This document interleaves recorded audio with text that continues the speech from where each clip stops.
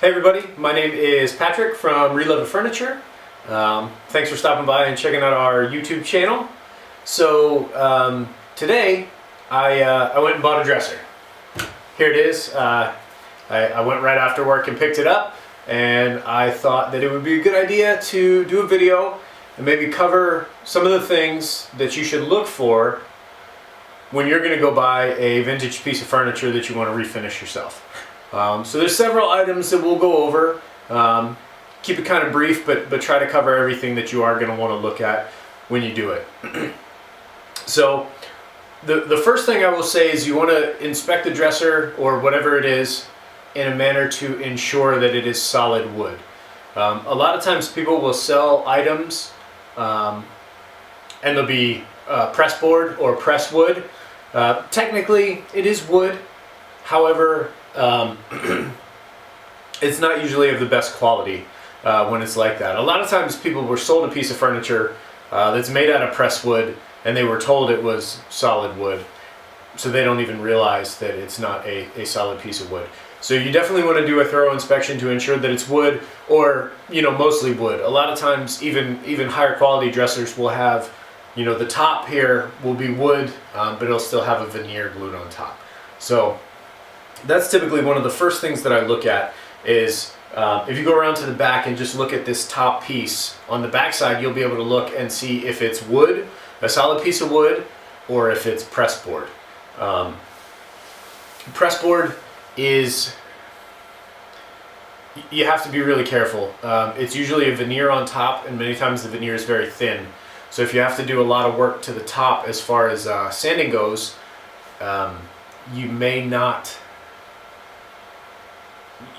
be able to salvage it. A lot of times that the veneer is so thin, when you're sanding, you'll end up sanding right through that veneer and into the pressboard, and at that point you're in kind of a bad spot. So you definitely want it to be solid wood there. The next thing you want to look at, with this one, you can see that all the hardware's here. We have all the pieces of hardware. The hardware is important because a lot of times these pieces can be harder to come by. You can find them on the internet and stuff, but people want, decent money for them. A lot of times it's cheaper to just find that dresser that's already got all the pieces. If it's missing a screw, like this one here, this handle, see, it just comes right out. The screws are easy. You can go to Lowe's or Home Depot and find screws that will fit in here. Having the handle itself is the important part. So one of the other things that you'll want to look at is the legs. And you can, the leg here is one from the corner here all the way down to the bottom is one solid piece.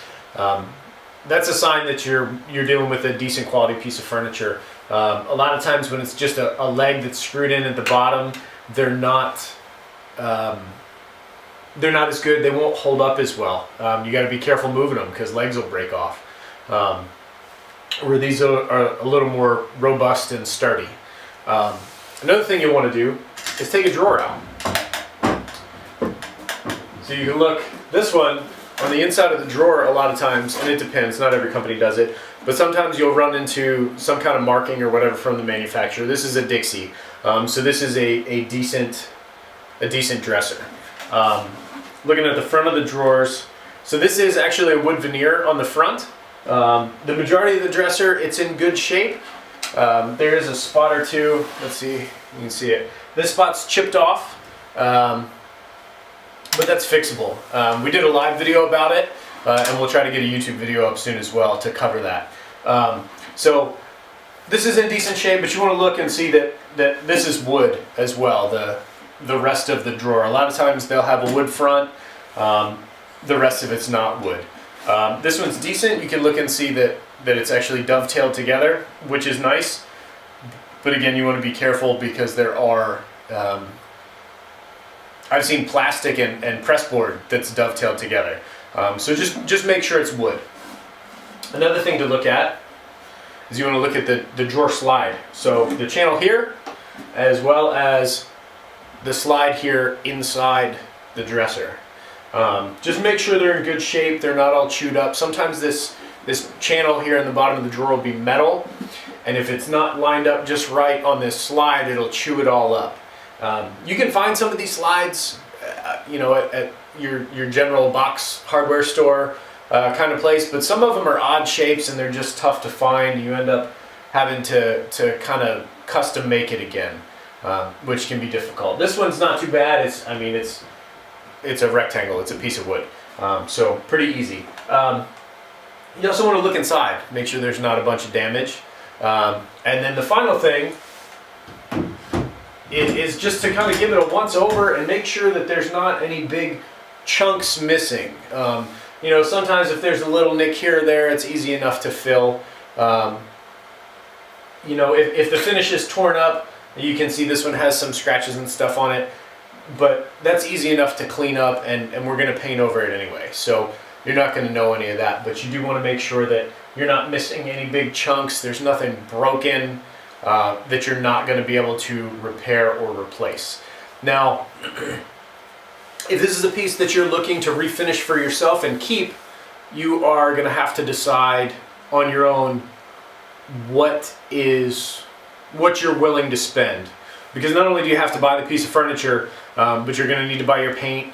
Whatever you're using to sand it, I would recommend a rotary sander. That's what I use personally. I'm not a big fan of belt sanders because they chew into furniture way too quickly. The rotary sander takes a little longer, but you don't run as much risk of doing more damage than you can repair. So you got to buy your sanding discs, you got to buy your paint, brushes or whatever it is you use to putting on, wax, anything like that. So you got to decide kind of going into it how much you're willing to spend. If this is something that you want to refinish and try to sell, it's important to look at kind of at what point is it going to cost you more than it's worth. And then some other things is just where to find it. Where people ask us all the time, where do we find our furniture? We find furniture everywhere. When I say we, I mean Jamie. I don't find it. But Craigslist, your local Craigslist, OfferUp, Let Go, the Facebook Marketplace, it's out there everywhere. You can go to, there's a lot of little boutique kind of shops and stuff. Or get to, there's people that do this. They just flip furniture. They don't refinish, they buy it somewhere and then they sell it, turn around and sell it for a profit. And typically you can still get a fairly decent price from those folks as well. So anyway guys, that's all I wanted to cover for today. If you have any questions, feel free to leave us a comment and we will certainly get back to you. Check out our Facebook page, it's re-love it furniture. And our Instagram, just re-love it furniture, all one word, no punctuation or anything. So thanks for joining us, and we'll see you next time. Bye.